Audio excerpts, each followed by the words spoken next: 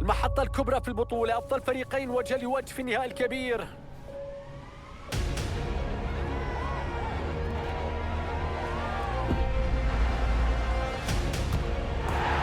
إنجلترا في مواجهة منتخب فرنسا،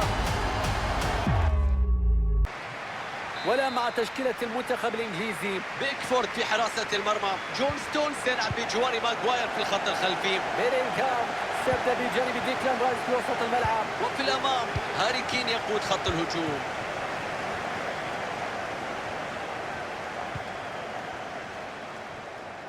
يتغلب ويتخلص من الرقابة، ولام بيلينغهام مستحيل، الكرة في المرمى.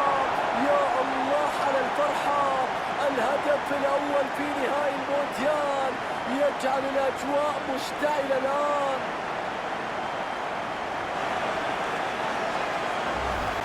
نشوف الهدف من بدايته، شوف كيف تجاوز المدافع بشكل سليم، يتم إنهاء الكرة بعدها في الزاوية المغلقة وبشكل مباغت.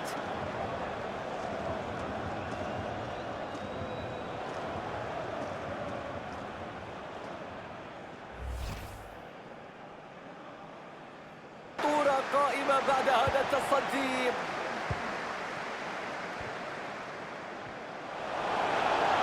وصلت إلى ساكا وفرصة خطيرة، يتمكن الحارس من إيقاف تسديدها.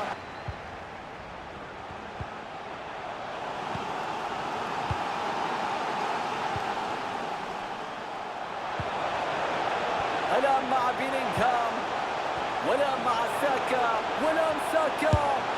يا رب، هدف آخر لتوسيع الفارق، هدف يقربهم من اللقب، هدف يشعل هذه المدرجات من الآن في هذا النهائي.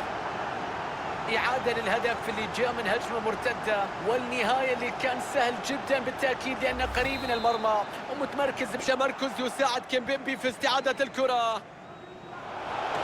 مساحة كبيرة أمام بوجبا لينطلق على الطرف، البحث عن تقليص الفارق، كرة في مكان. كومان ملعوبة إلى مبابي،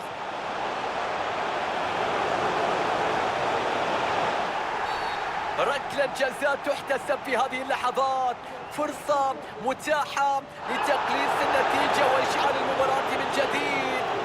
حكمت اللقاء لا تتردد هنا في احتساب ركلة الجزاء، وشار البطاقة الحمراء هي